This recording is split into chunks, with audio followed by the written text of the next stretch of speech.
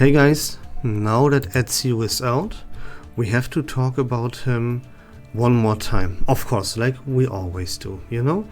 We are already aware of this trend that people tend to heavily misjudge characters for some reasons. It was with Aleph, right, outside the impromptu team because +1 AP. Fast forward, no one plays Aleph outside of the impromptu team. We have this in version 2.7 now with Kiparina. Oh, she's fine outside of impromptu, blah blah blah, complete nonsense. We all know that, right?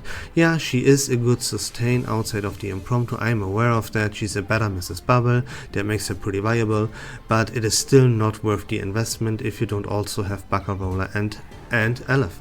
Slottable characters lose a whole bunch of value in version 2.8. I said it a billion times, and now we have the same scenario, of course, with Ezio again. And that is because if you look at, or you test him yourself, and you see the numbers, then the numbers are very, very high. Also, let's do just a quick look to get a rough estimate as to how numbers usually look.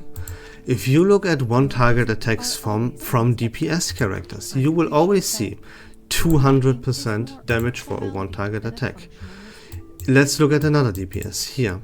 You will see that 200% damage on a one target attack. And you can continue this, and in most cases you will see 200% damage for a one target attack. Of course, for a little bit outdated characters like 37, the number is a little bit lower here. Doesn't matter very much. And now if you do the same, right, with Ezio, and you check out his one target attack, he is, by the way, a DPS character, and you will see, hey, 400% reality damage.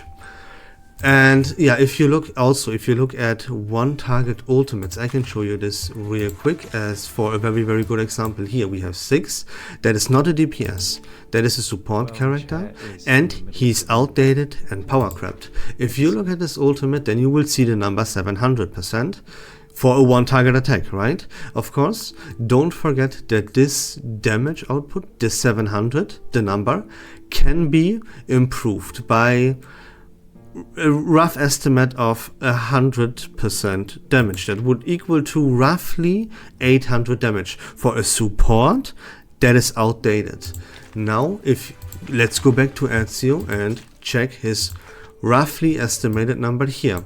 He will attack 3 times with a one target attack.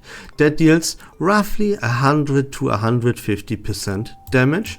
Plus, in the end, at the end of his ultimate, he deals 700. So that would equal to like somewhere in between 1000 and 1000% damage, which is, if you compare an outdated support character with a brand newly released main DPS, is not too much of a difference and not to praise him about or something like that. The true juicer is this 400% reality damage. And yeah, I have to let's clear some things up real quick. And I have to repeat myself, like it has to be done. So Ezio is, where he really shines is his versatility. His kit, we did already go over it together, is shit. He lacks a lot of synergy, he doesn't have an Insight 3, and his incantations, they don't do very much other than dealing damage. So his kit is already not too good to begin with. Then, again, where Ezio shines is his slot ability. He can be played in 3 different teams, maybe even 4 if you want to count the incomplete assassination trio that includes a 5-star. I would not include it, but you do what you will. Then look at what happens in version 2.8. The best team in the game, Blood Ember. Ezio cannot be played in it. Second best team Dynamo, guess what? Ezio cannot be played in it. Third place, Impromptu. Oh, can Ezio be played in this? No, he can't. Already, that alone that he in version 2.7 at the second anniversary cannot be played in the top 3 teams already makes him a must skip. Now, some people don't want to have it, right? They don't want to accept that. So let's go further. 4th best team in the game is the follow-up team. Here is where it now gets a little bit interesting, because the numbers of Ezio, 400 damage, pretty good ultimate there, sounds good, right? And he also has some synergy going with Flutterpage Fatuto, right? He can be played in a follow-up team, that's the point. Now, is he better than Gio? No, absolutely not, right? Gio is already, by a lot of players, heavily underestimated, because her numbers, they have to scale up a little bit, and they are not too high at the beginning of a match, right? People also tend to never hit the intended numbers with Gio because they will misplay her. Another very big issue is that how good Pickles is, because he cleanses the buffs from the enemies. Combine that with Fatuto, who cleanses debuffs from your team, it is very overpowered. You lose, if you now play Ezio in a follow-up team, you lose both. You lose Gio and also Pickles. Pickles can then not be played in this follow-up team anymore. That means you would have to either slot in Liang Yue, which would be kind of fine, right? Not the best in slot, but okay. Or an outdated character that doesn't really hold up with the damage numbers, like 37 anymore. And also Ezio doesn't deal as much damage as Gio if you play Gio right. Why is that, right? Because Ezio doesn't have the synergy. All he has is a follow-up attack. He uses his incantation number 2 as a follow-up attack. And his ultimate also counts as a follow-up attack. But you know that you have to accumulate something that isn't even Moxie to... It's called adrenaline, and you have to accumulate this adrenaline before you use the ultimate, so that won't happen on a regular basis. For Gio, for example, you don't even have to play Gio, and she does all of her things just by synergy with Flutterpage, Fatuto and Pickles. And therefore, Gio will attack 3 times every single turn, guaranteed, not even counting her ultimate in. Ezio, what will Ezio do? He will do 1 follow-up attack per turn with his incantation number 2, thanks to his counter incantation. That's all he does. He does 2 follow-up attacks if we count his ultimate in. That is very inconsistent. So what you compare here is you compare incantation that deals 400% damage once per turn with a character that scales up and increases her damage by a lot based on how many liqueur stacks she has, and she does this 3 times per turn. She goes back and forth with Flutterpage, they trigger each other 3 times every single turn guaranteed, while Ezio only does 1 attack. And this is where people struggle already to do the math. They don't count the 3 attacks from Gio together, and or they play Gio completely wrong like out of the gate, you know? So they will never hit the numbers that you can hit with Gio because they play her wrong. And now they see this one massive 400% reality damage attack from Ezio and think, whoa, right? Point in case here is, Ezio is nowhere near the best in slot in the follow-up team. But you could play a follow-up team like the B or C team with Ezio. That is like not impossible, you know, but this is nothing incredible. You can play every single DPS character with Flutterpage and Fatuto and it's gonna work. Ezio doesn't add anything special to this team. He does 1 follow-up attack per turn, and that's the argument to play him in a follow-up team? Absolutely not, right? Easy to understand. And then moving forward to the 5th best team in the game, which is the Ultimate Team, and there things get a whole lot worse. The most important character in this ultimate lineup is Melania. What does Melania excel at? She provides Moxie to her main DPS thanks to consistently applying Passion Drain even to multiple targets. You can apply this to 3 or even all 4 if you get a little bit lucky enemies at the same time, and it accumulates Moxie for her main DPS. Now guess what? Ezio doesn't even have Moxie. He has Adrenaline and he doesn't profit in any way from this Passion Drain. So all that Melania would be here for would be to apply stacks of Fixed Plan. That's all that Melania would do in this team. Completely, utterly wasted and thrown in the trash. You do this with the best character that this ultimate archetype team has. I don't think you would do that, right? And even if like you still would do that, then not playing this team with Recoleta is pretty fucking devastating, right? Recoleta is way better in this ultimate archetype team than Ezio, mainly because of Melania, but also Recoleta as a standalone character is better than Ezio because she has a better ultimate. So you really have to wing it. What else would you now play in this team? There is nothing. Muldi releases in 2.8, that would be a huge investment. Normally, it is recommended to skip Muldi. Now, if you play Ezio in the ultimate archetype team, Muldi becomes a must pull. Then in 3.0, which also is quite a long time away, like 2 months roughly, then you have to pull for Getian, get this Euphoria ready and play him in this team. You see where this is going?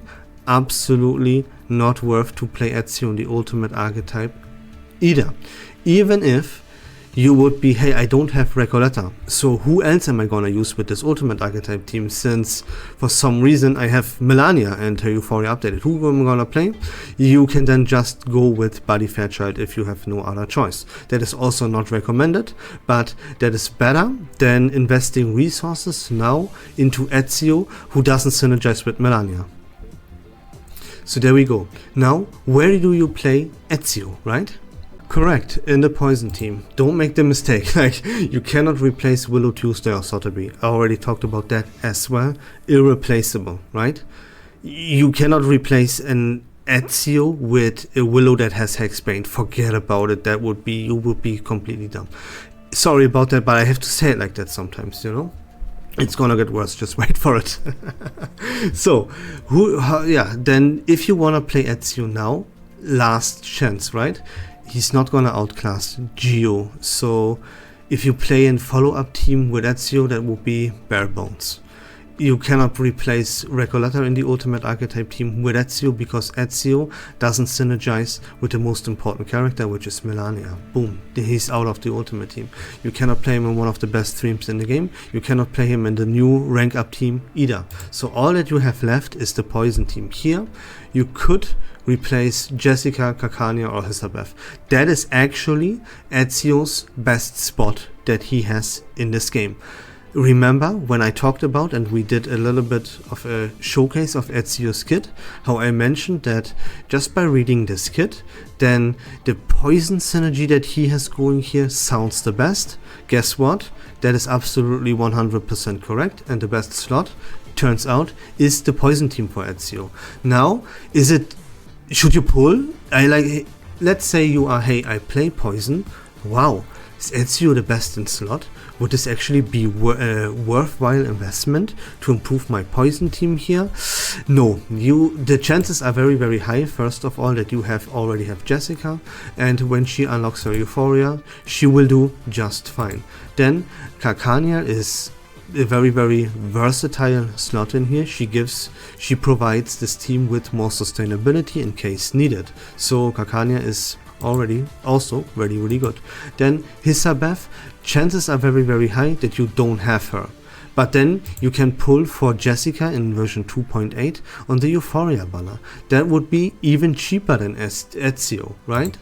And yeah, if you have Hisabeth, then you play Hisabeth in his team anyways, so there's that. Now, yeah, what Ezio truly competes here with, realistically, right, is Jessica. Jessica is cheaper, but requires a Euphoria update. So if you don't have Jessica and you also already plan to pull something else on the Euphoria banner in version 2.8, you don't have the materials to upgrade this Euphoria, or you need your materials to upgrade other Euphorias first because they have priority. Already, I also made a video about which Euphoria updates have the most amount of value and in which order you should upgrade them. So if that would be the case, you don't have Jessica, you don't want to invest into her Euphoria banner in 2.8, you don't want to upgrade her Euphoria, then you can make an argument to put Ezio into this poison team. Actually, is that a worthwhile investment? No, it is still highly, of course, right? Highly recommended to save everything you have up for version 2.8 and a little bit for version 3.0 as well, because you really want to get access to that Sharon. Now I want to take time and address something else as well real quick, because I already did a showcase for Ezio's kit. I already said everything that has to be said about this character there. I told you this character is a must skip. I did tell you this before the numbers were released and before we can actually test him out. I don't do this because I'm a stupid idiot and I don't know what I'm talking about. I wouldn't do it if testing and numbers would be needed. Then I wouldn't put out a should you pull for this character, guys. All that I need to understand how good a character is, I need to read his kit and what the character actually does. Sometimes, in some cases, yes, numbers are needed. Then I wait with a should you pull video. Of course I would, because I don't put misinformation out there. If I do a should you pull video, then I know what I'm talking about and the numbers don't matter. And it is already proven to be correct. This character is now tested and we know everything about him already.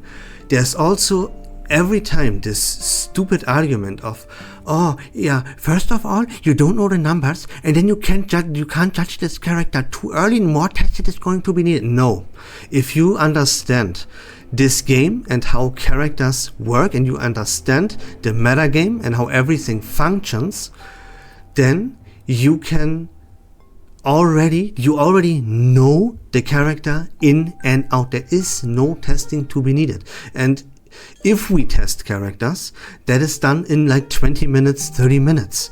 We don't need a week or two to figure out how good a character is. Like, Jesus Christ. I know why this is the case, because there are many morons out there that spread misinformation, sure, and why would I be different, right? Why I'm not one of these morons that spread misinformation? Of course you put me into the same category as you would put like pretty much everyone else in. I get that, but yeah, I'm trying. I can only try, right, to establish myself as someone that knows what he's actually talking about. I told you the truth about Aleph. I'm proven 100% correct. I told you the truth about Kiparina and it is the truth, and now it's Ezio. And we will go forward. I can already tell you, like, spoiler alert. In version 2.8, there will be arguments made as to how good Nautica actually is.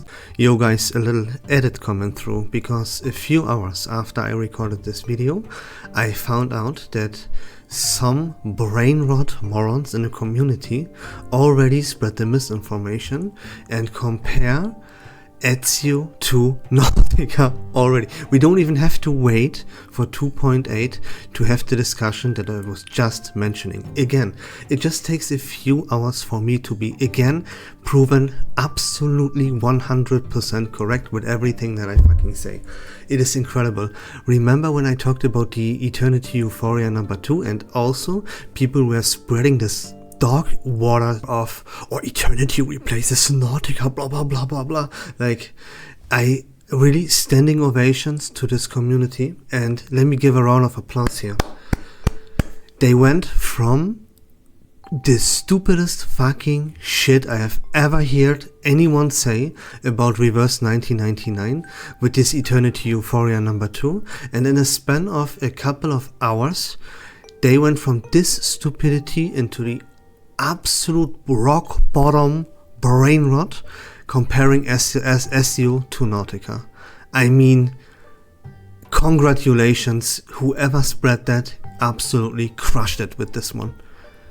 Alright, that was it for the edit. Now let's move on and talk about why would I believe that we will have the Nautica discussion in 2.8, which, yeah, we just have it right now. But let's move on. Because, let me tell you something, it is like the Dynamo team is very, very close in damage. It can deal in certain situations and will more damage than the Blood Tide team will do. And same thing for Impromptu as well. Blood Tide is, when it comes to sheer damage numbers, not really number one. It's very, very, very close. But if you really boil it down, Dynamo and even Impromptu, when you have the best lineup possible for these teams, they will deal better raw damage numbers. And this will be a discussion in 2.8. I'm telling you this right here, right now. Because people are obsessed with big numbers that they see. They don't do the math. They don't use their brain at all. They see number and they think, wow, that's all they do.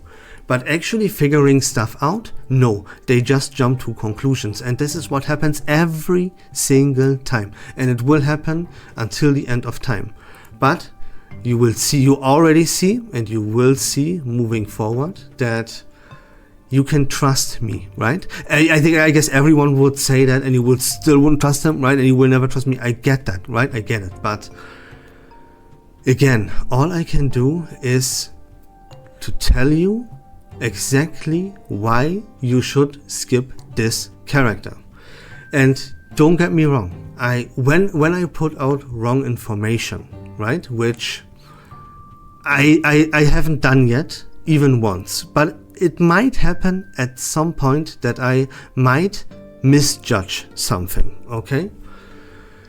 Then I'm not shy or too full of myself to admit that I was wrong. Let me give you an example of that. And you can see this here in form of my tier list, right? Now, was I wrong putting him in D? Not directly, because if you watched my tier list video, then, and listen actually to what I'm saying, then you will hear me saying that, hey, I don't know if he will be on par or better than characters like Anionala, like Liang Yue, like 37. Now is where things get a little bit more complicated, because no, he is not better than Liang Yue, than 37, than Anionala. They all are on pretty much equal footing when it comes to playing them in the follow-up team. Now, where you can make an argument that, yeah, actually, Ezio is at least a little bit better than these characters that I just mentioned. And why is that? Because he's now can be played in the poison team. He's kind of on equal footing with Jessica, and to some extent even with Hisabeth, right? The problem with that is, there's a problem with that, and that is that it only counts for the poison team, not his overall viability. His overall viability, to judge that perfectly and accurately, you have to take all three teams, or all four teams, into account that he can be played in. And he is not the best in slot by any stretch of the imagination in the follow-up team. He is even worse than that in the ultimate archetype team. The only argument that you can make for him is in that poison team. But there again, you have so many substitutes, you have so many other characters that are pretty much on equal footing with Ezio, that still pulling for this guy or putting him into the C tier in this tier list is not justified at all, because he is not on the level of a Willow or a Tuesday. He is, if even, on equal footing with a character like Kakania and Jessica, but in the other roles that are also part of his kit, there he's worse than these characters, right? So if you put him in C, then you would strictly do that because of his slot ability. As we just figured out and as we just talked about in deep detail, his slot ability is pretty ass still, right? Yeah, he is very slottable, but he's bad in everywhere you can slot him in. That's the whole point. And that's why he still doesn't belong into the C tier. And if you again watched my tier list video where I established this here, these videos are, by the way, in my database, everything is linked down below, then you will hear me say the only question about this character, is he D or is he F tier? Put him into D, and turns out, yeah, that was 100% accurate. Like everything that I already told you about Ezio before I knew the numbers, before this character was out, before we did all this testing. But you know, point here is that let's say I would have been wrong with my ranking here, or let's say even I am wrong, right? Let's go with that. Then yeah, he is C tier. Okay, you know, see, what's the big deal? Why would I not be able to admit that? That is very, very easy. Then he's C and not D. Alright, cool. Let's roll with that. But another thing is, like, I can give you a quality insurance. I will never misjudge the S or A tier. That would never happen. I would never put Ezio, for example, right? I would never put Ezio into the S tier, and then it would turn out he's actually D or C. That will never ever happen. But in the lower categories here, in like C, D, F, yeah, there can be slight hiccups happening. That is not impossible, you know? Like I said, he is D. But if you want to put him in C, that is fair, and in that case I would be wrong. Okay, no problem admitting it whatsoever. And yeah, that's it. So don't worry about that. I'm confused because I can see people that even though they have absolutely no argument whatsoever, they desperately try to come up with something to say against me. For example, there are, like, very often, not very often, but sometimes there is someone in my comment section, some people that are saying as an argument against me that this game is not about meta and you can play this game for fun. It's not a big deal, the game is easy. So yeah, I mean, guys, if you wanna suck at this game and you wanna be a bad player just because you are able to get away with it, sure, go for that, to each their own. But why do you then, if that's the case, if you are a player like that, why do you even go on YouTube? Not only watch a guide, right? My channel is all about guidance and making people better and putting out correct information and about the meta game and everything like that. Why do you not only come to a channel like mine, but also leave a huge wall of text, like a PowerPoint presentation, in my comment section, saying dumb shit like, oh, this game is not about meta, you can get away, but the game is easy. Like, you are making such a fool of yourself, man. And just why? You know, I don't understand these people at all. If you don't have an argument, then don't pull some shit out of your ass that makes absolutely no sense. Every single game ever has a meta game. In every single game, the meta matters. How much it matters to you or it doesn't matter to you, like, no one gives a fuck about that, right? My channel is about putting out facts, information about meta. Like, I am a channel that does guides and gives advice and stuff.